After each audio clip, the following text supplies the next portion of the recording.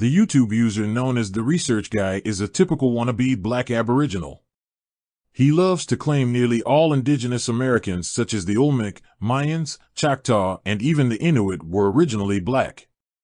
I have yet to see the Research Guy or any Wabo provide DNA evidence of these so-called black Aboriginal Americans. Instead, they try to pass off blood type Rh as evidence to create a pseudo-connection between Native Americans, black Americans, and his mythical black Aboriginal race. DNA is the building blocks of life. DNA does not lie. DNA is the best way to determine racial grouping, while blood type only reveals what type of blood a person has, which isn't DNA evidence. Racial groups such as black Americans do have Rh blood type, but that is also found in some Eurasian populations. Any particular blood type can be found in different racial groups because we are all humans. Furthermore, it's impossible to collect blood from ancient remains to prove an origin to a particular continent because blood is the first to decompose. Using the scientific studies of haplogroup DNA is the best way to determine any person's racial ancestry and the origins of any racial group going back as far as 100,000 years ago. Decades of peer-reviewed scientific studies has already determined the origins of all racial groups. There is no DNA evidence that these black Aboriginals even existed. All these black Aboriginals are really self-hating African Americans who wish to connect to Native American history rather than with their West African origins. Using two screenshots taken from websites displaying the DNA results of Native Americans and black Africans, now let's compare DNA between Native Americans and black Africans. Native Americans have the A, B, C, D, and X2A haplogroups, while black Africans fall under two haplogroups which are L and M. A simple ancestry DNA test will reveal either the L or M haplogroup, which will point any black American to West Africa, including those who self-identify as black Aboriginal. As you can see on this DNA haplogroup map that was created by peer-reviewed DNA consensus, there is no existence of black Aboriginal Americans. Any individuals who are mixed with black and Native American blood is obviously post-Columbian. The Research Guy also brings up old outdated craniometry studies from pseudoscientists. He tries to pass off craniometry as his evidence of ancient black Aboriginals.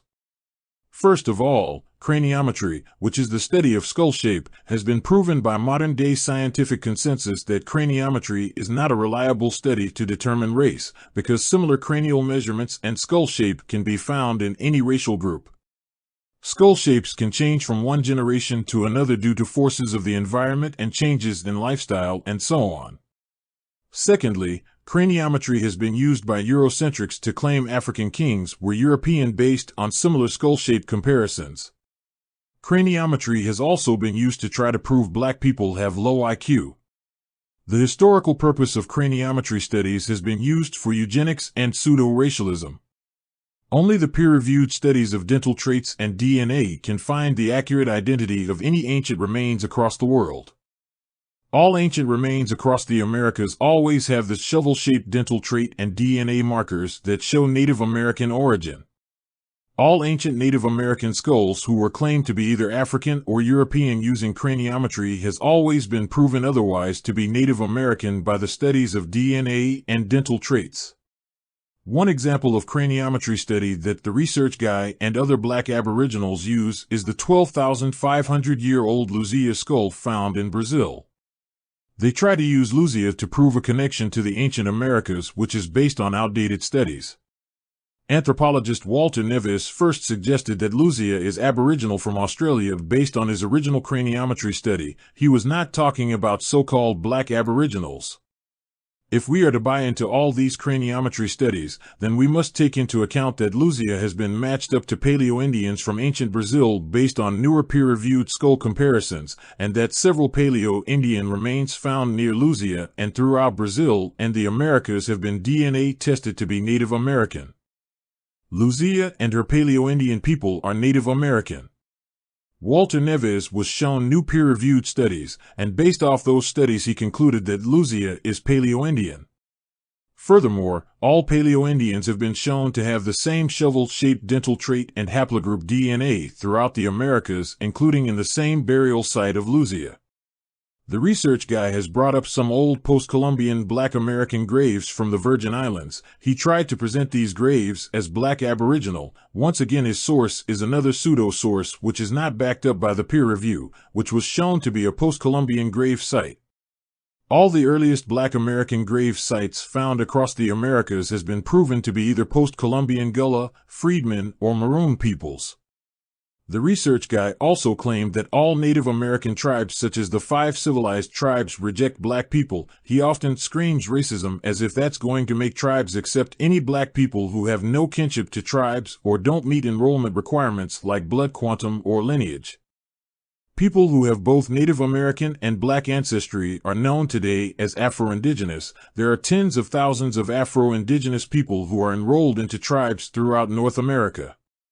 Afro-Indigenous are a post-Columbian mixed population, but the wannabe Aboriginals always try to blur the lines between real Afro-Indigenous and the mythical race of ancient Black Aboriginals. All modern-day Native American tribes such as the 5 civilized tribes are not Black Aboriginal. I call out the research guy to prove otherwise. He has literally no evidence other than superficial similarities, revisionist racialism, and pseudo-sources. He and the Aboriginals have yet to give us the names of their tribes, their languages, and show us examples of their cultures and their evolution in the Americas. They have no history to reconstruct because they never existed. The research guy needs to come clean and accept the fact that he and all Black Americans are direct descendants of either Black African slaves or African immigrants. It was Eurocentrists who first began to culture vulture on Native America. They claimed ancient remains such as Kennewick Man, which was debunked by the peer-reviewed studies of DNA and dental traits. The studies revealed that Kennewick Man is Native American. Following in the footsteps of Eurocentrists, these Afrocentric pretendians have picked up the mantle. This is all indigenous erasure. Black Americans are part of the Black diaspora. They are direct descendants of West African slaves brought to the Americas. They are part of a history of Africa that rivals any in the world. They come from a history that is real. They come from beautiful sub-Saharan African cultures. Black Americans have made many contributions to the United States and they fought hard to overcome slavery. There is no need for any Black American to culture vulture on Native America to build pride in themselves. Now let's celebrate the history and culture of Native America. Thanks for watching.